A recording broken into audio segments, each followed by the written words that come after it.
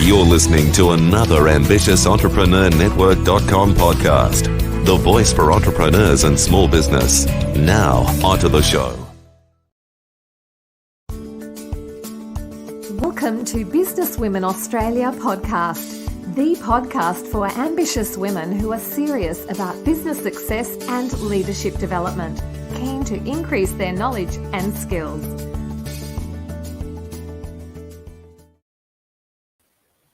So welcome to another episode of Business Women Australia's podcast. I'm your host, Anne-Marie Cross, also known as the Podcasting Queen.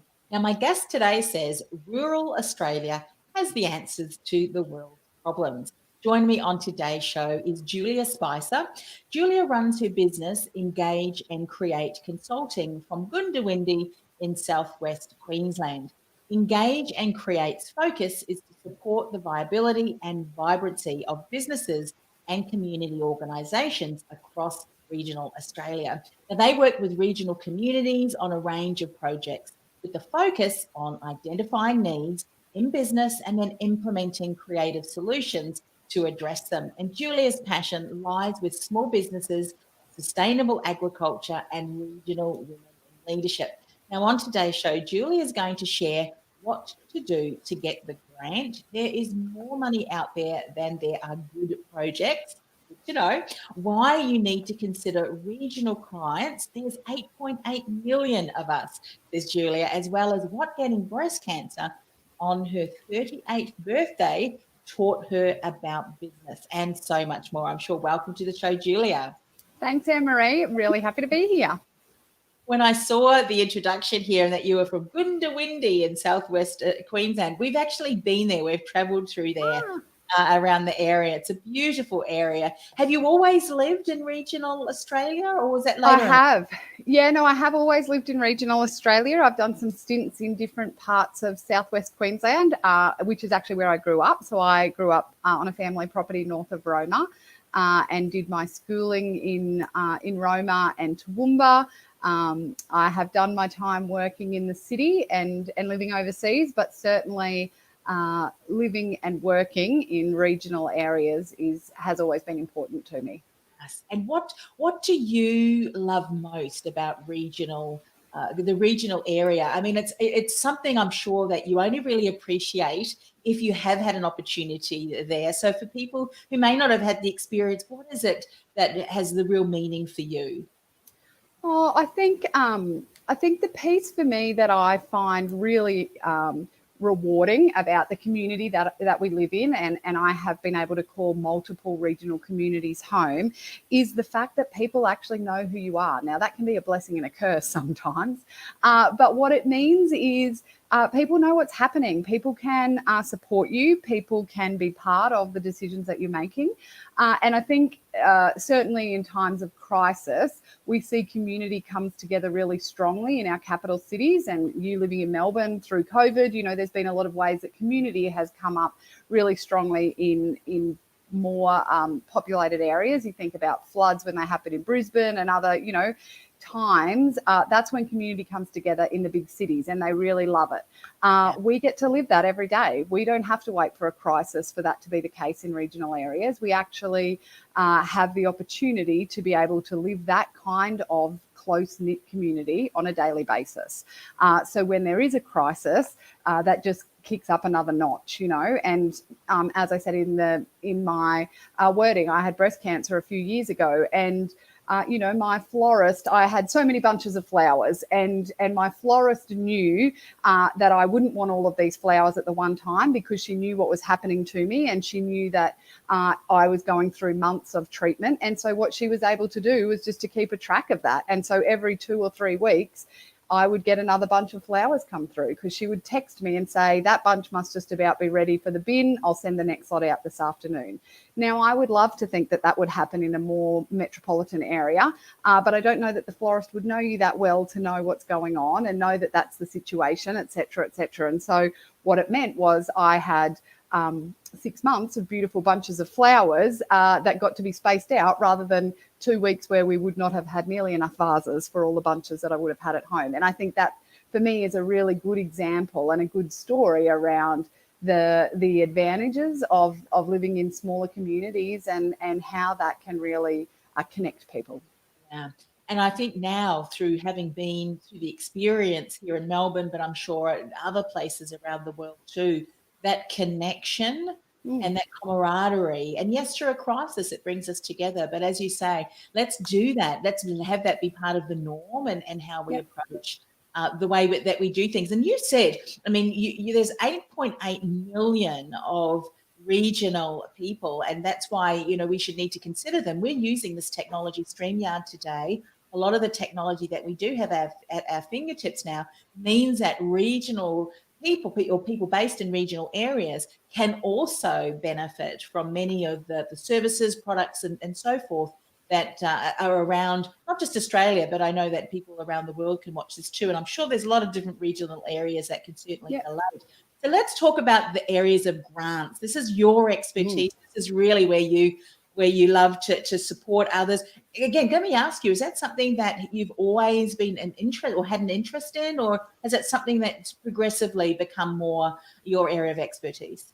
A little bit of both, I guess, Anne-Marie. So my background's in environmental science. So for many years, I worked with land care and catchment groups across different parts of the country. And it was really around how do we get a group of people with potentially differing ideas to really agree on what a priority project might be, and then who else benefits from this project happening, and therefore who else might help fund it. So there's certainly been a history through other various jobs of helping people access funding, and it's a gap. There's not very many people who do this. Lots of people who help develop sponsorship packages and things like that. But I guess when I was moving into my own business, you know, nearly 8 years ago, helping community groups and helping businesses to be able to access some of this was a really important area, because often people know what they want to do and they know how much it's going to cost, but they don't have the time themselves to actually do the application, or they think that it's really overwhelming. And I guess in some circumstances it can be overwhelming, but I also think that's a bit of a myth that sometimes needs to be busted as well. So certainly when it comes to grant writing, there are some things that people can learn and can be able to do themselves to be able to open up that part, you know, open up that element in terms of a business revenue. You know, how else can you get funded? Who else might be interested in what you're doing in your business, and what grants might be available for you to actually be able to deliver what you do to more people in particular regions, basically. I love the way that you said there's more money out there than there are good projects. And we know a lot of local governments, state, and then even federal too. I'm sure that there's different opportunities where they're looking for expertise to be able to support. So let's dive in a little bit more, because they're obviously there's finding the right grants and then ensuring that it is a good project. And then, of course, putting together an application that really captures all of the different areas that the funders are looking for. So where are some sources that we can go and look for these grants? Absolutely. So if people are listening and watching this, one of the resources that I would send you to is a business called Indigo Gold, and the lady that runs that business is Prue Saxby. I'm not a believer in reinventing the wheel, and I don't think anybody is collating all of the grant opportunities better than Prue is doing at the moment. So you can sign up for a newsletter with Indigo Gold, and I got one earlier this week. I think there were 52 pages of grants that were out and available for community groups or businesses across Australia. And what Prue does, or what you'll find on the Indigo Gold website and newsletter, is those grants are developed and kind of put into different sectors. So there's arts and creative industries, there's education, there's work around, grants that are open only for Indigenous people. There's areas that, what are the philanthropic organisations actually funding across Australia? And so I think sometimes what happens when it comes to grants is people are quite narrow. They assume that the state and federal government are the only areas where people can go to for grants. And that's not quite right anymore. There's philanthropic groups like Foundation for Rural and Regional Renewal, which supports a whole lot of project work across rural and regional Australia. There's Country Women's Association, there's the Red Cross, there's, the Gates Foundation in America funds projects here in Australia. So I think what we need to do sometimes is actually think about the breadth of opportunities there are in terms of accessing grants, because you're 100% right, Anne-Marie, the state and federal governments will always have grants available. They're going to potentially run dry at some stage with all of the COVID support that we've all been getting. So potentially they won't be as available, or they're not going to have the breadth that some community groups might be looking for. So I would be encouraging people to think about what are the philanthropic organisations that may also be able to support people. And then we also hear about angel investment. There's more conversations around angel investment. So who are people of a high net worth that might live in your local community?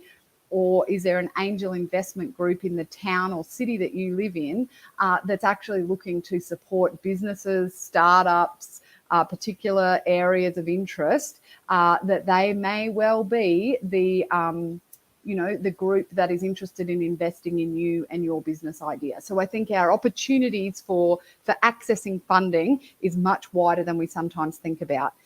The next step is then about, well, what do each of those options look like? And so we know if we think about our government grants, often it is we'll receive funding.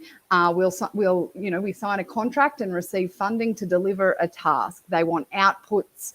They want to know that their money is being well spent, but they'll fund stuff generally, as opposed to an angel investor that might actually want to be able to have a piece of your business. They want to buy into your business. So I think it's always really important that you think about what is it that you're prepared to give in this scenario, because this is all about relationship building and all about relationships. So whether you're building a relationship with a government agency or an angel investment group, they will want something for that. And so it's been going into any of those arrangements with a really clear understanding of that.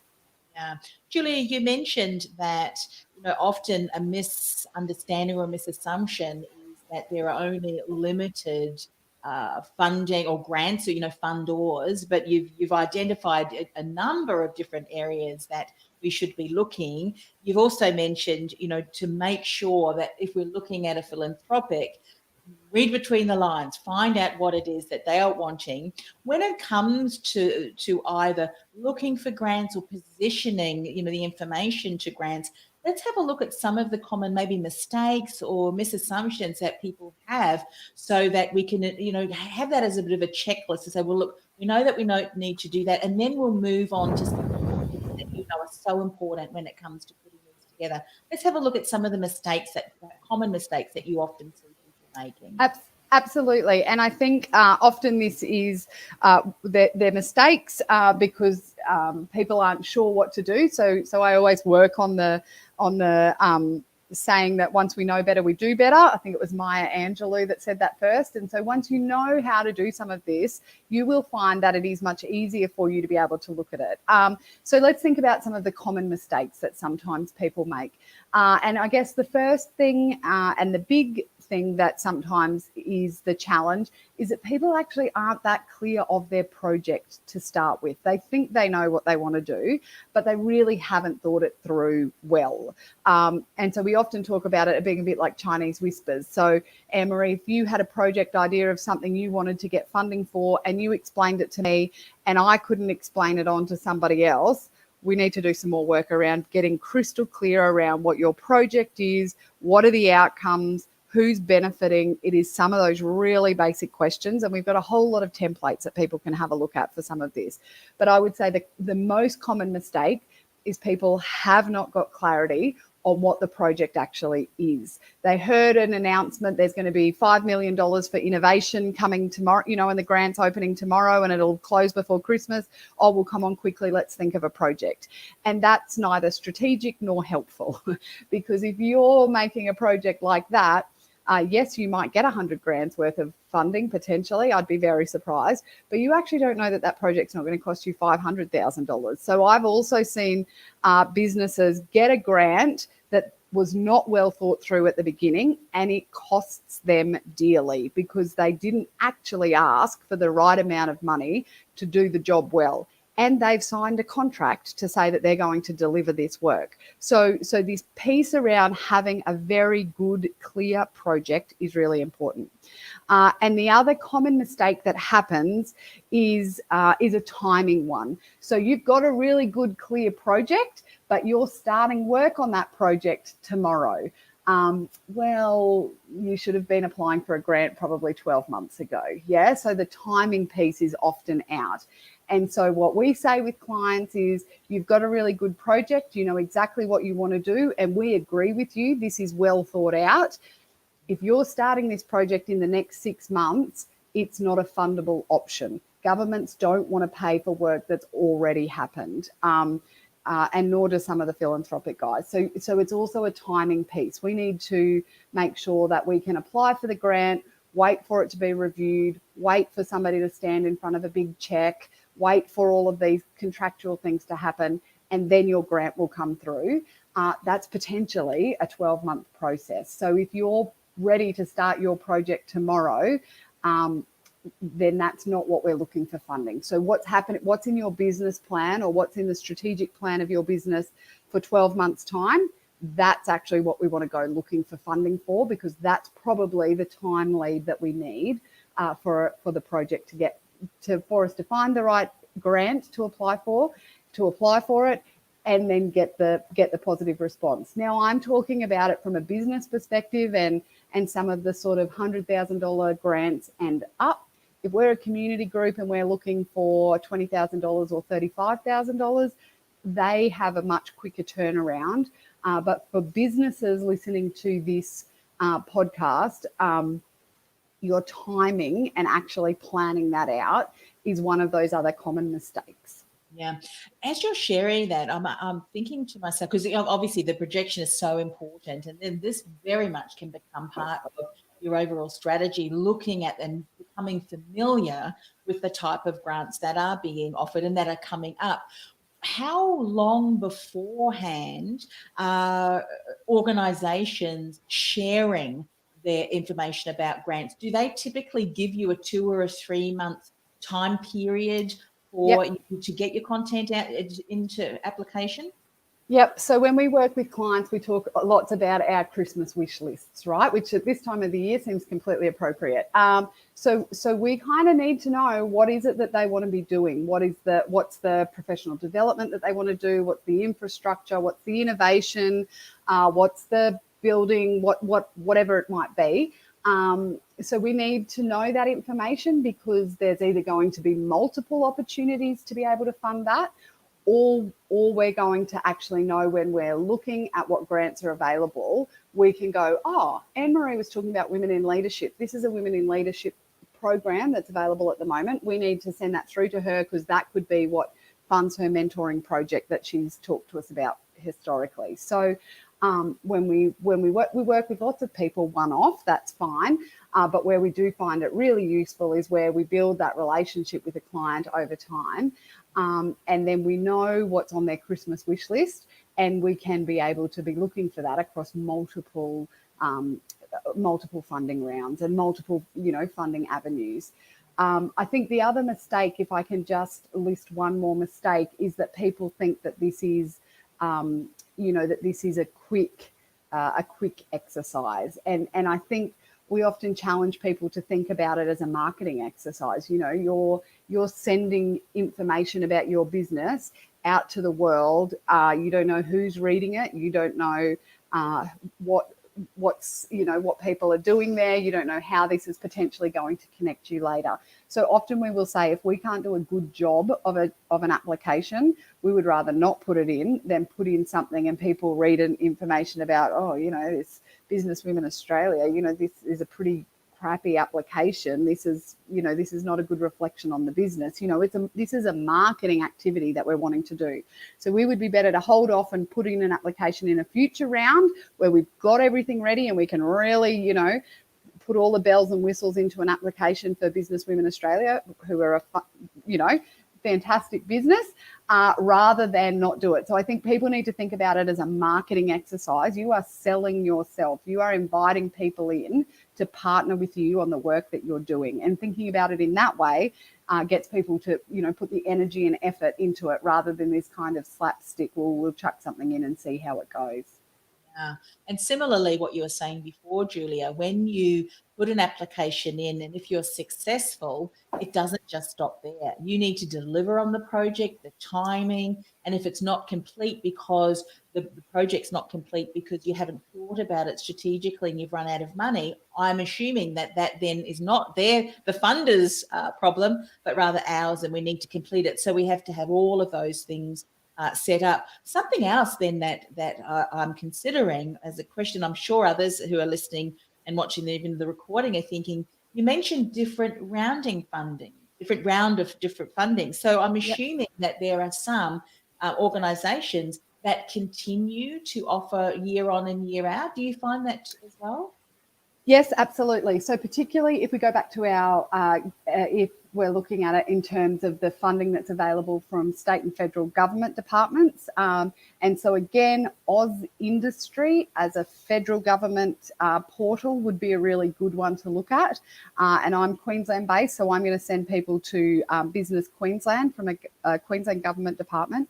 But they actually have a lot of grant finders. They provide a service. Governments will provide a service on their website. So Oz Industry does, and so does Business Queensland, where you can put in your information and they will tell you what grants are out at the moment that you're eligible for from a business structure, the amount of the grant, or when it's opening if it's not currently open. So a lot of the state and federal funding will have rounds. It's a 4-year program, and within that program, they are going to have 3 rounds of funding where there's $20 million available each round. For example, what often happens in those rounds is they might get $50 million worth of projects that they need to, go through, assess, look at, and then allocate the 20 million that they've got for a budget to those projects. So when they talk about them being competitive rounds, that's what happens. But it also means that gives us information. We can go and have a look on the websites to look at, well, what's the kind of projects that have been funded in previous rounds? Does that look like our project? Does it look like it's something that they've funded before and therefore we wouldn't be surprised for them to be able to fund it again? Is it an innovation grant? So often at the moment with the innovation space, if it is something they've funded before, then they might not want to fund it again. So, we need to kind of be able to have a look at what's been funded historically.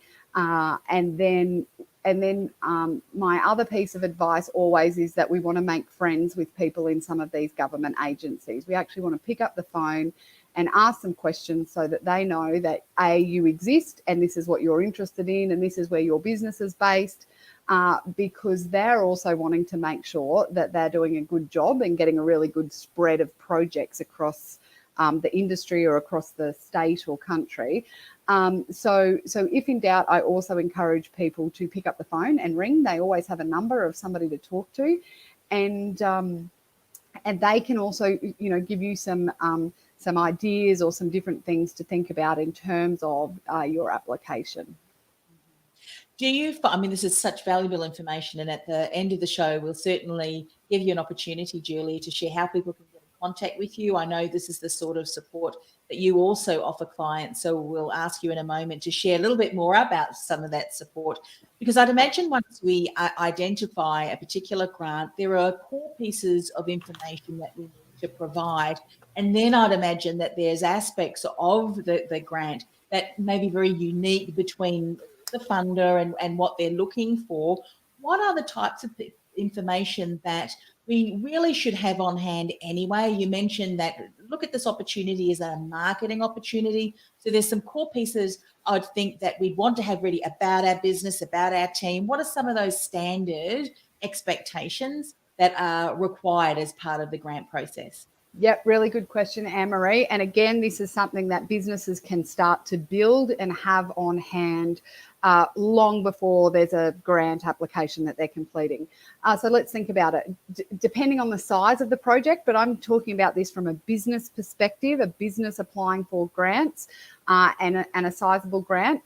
It's very realistic that they will want you to attach a copy of your business plan. You'll absolutely need to share some information about your financials. And in fact, one that we're writing at the moment, I need to attach 2 years worth of financial reports to this application. They want to see that I am a low risk for the funding that I'm asking for. So financials are something that needs to be included. They want to know they want letters of support to know that I am a legitimate business and that this work is something that's supported by others in the community. They will want to potentially see a marketing plan. They absolutely want to see a budget. Some will want to see a project plan and some breakdowns of milestones, because that helps then when we're looking at contracts. People want to know that you're meeting legislative requirements. So some grants, and particularly government, state or federal, are looking to make sure, what's your work health and safety policy? How do you manage, work cover in your work environment? What are the policies that you have in place in your business?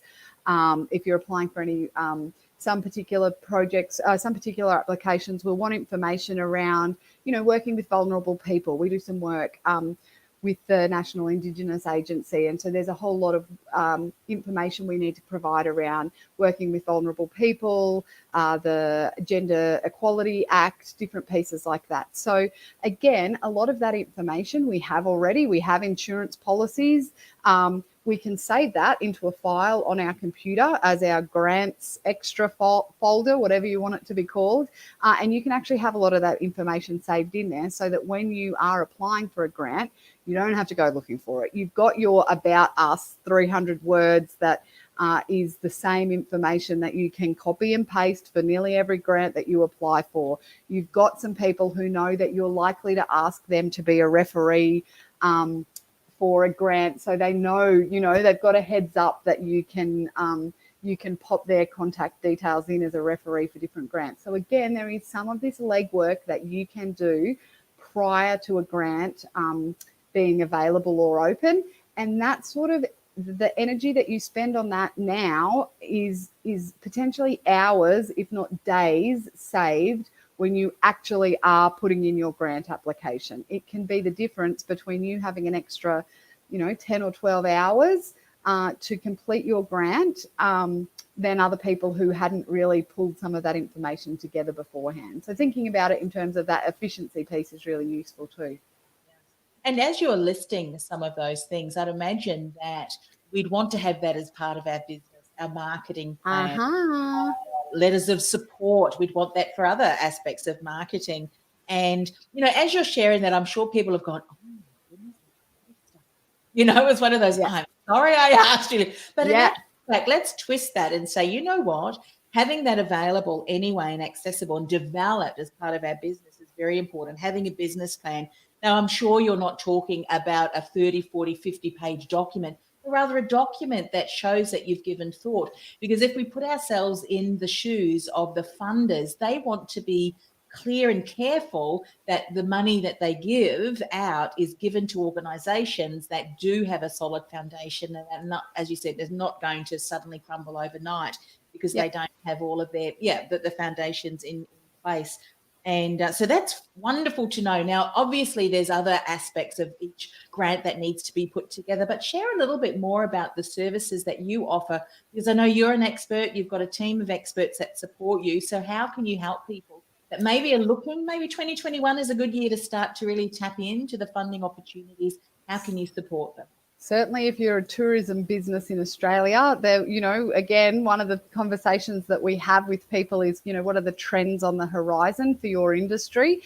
So have a think about it. At a state and federal level, there'll be a lot of funding around for tourism. There'll be, people looking at how can businesses be scaled and continue to function if and when there are any other waves of COVID. So if your businesses need any support around that, I would be thinking of your Christmas wish list, because I certainly think moving forward, that will be a trend that governments want to continue to support. So I think in terms of what we want to be able to have a look at, we can certainly help people come up with some of these ideas, and we can send people to different areas for that. I guess what we really have is a good general cross-section of areas to be able to send you to to be able to look at in terms of what you want for your own businesses, for the people that are listening, but also that this doesn't become overwhelming. So I've just thrown a lot of information at you in the last half an hour or however long we've been talking, but it really is, we have a lot of templates, we have a lot of checklists. I've already mentioned Indigo Gold, but it is really important for you to sign up to a few grants newsletters. If you'll have, everybody has a Regional Development Australia board that manages their areas. They are always a really good font of knowledge for businesses. But I think if people want support, it is absolutely there. We are not the only grant writers in Australia. And I think it's about building a relationship with somebody who can come into your business and just support this part of it. So consider a grant writer like you would your bookkeeper or your accountant or your social media person. We are literally another contractor that can sit around the table and support you to do what you want to do in your business. So whether it's us or anybody else, I think of your grant writer or think of somebody who can help your business like that. That's a good way to look at it. Because the other thing that we find is often people will come to us for a grant and they leave us actually with no grant, but we've helped them develop a business plan. So, they're not great. Well, and honestly, they're not grant ready. None of us need to spend time and energy on a grant that we know from the get-go is not likely to be achieved. So sometimes people ring us and say, hey, we want to apply for this. And we go, don't like your chances. Don't think it, you can pay us to do it, but we don't really think that you're likely to achieve. Here's what we think you should do.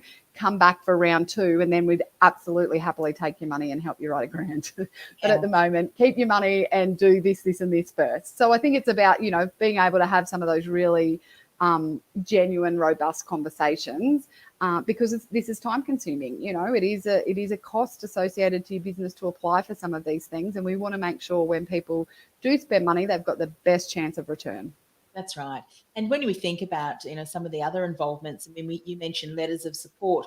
Now, there may be projects that maybe you haven't received funding, but that you show that you really are, in this instance, community minded, regionally minded, because you may have letters of support or photographs where you as a business, you might have sponsored or given back to the community. All of these things are creating a storyline, which I think it just goes to show you've really solidified your business and you've got this clear direction. And all of these things don't just happen overnight. So I love the way that you would say to people, look, you're not ready yet, but look, let's start to build this out so that you've got the best opportunity when you do finally approach those funding bodies. Is there a website that we can go to, Julia? What's the best way for them to connect? So our website is www.engageandcreateconsulting.com.au. We also have a Facebook page where we post grants that are open at the moment that we think would be really relevant for small businesses and community organisations. But the website has got all of our checklists. You'll find a whole lot of resources on there for grant writing. So if you go to engageandcreateconsulting.com.au and then look for grant writing, I think you'll find a whole lot of stuff that'll be really useful for you there. Fantastic. Thank you so much for coming on the podcast. You, of course, are a member of Business Women Australia. We've had the little banner across the bottom there. So if you want to connect with Julia, please go to her website. She's mentioned that there, and I'm sure she's across the different social platforms too. If you'd like to know a little bit more about who's this Business Women Australia, just go to businesswomenaustralia.com.au.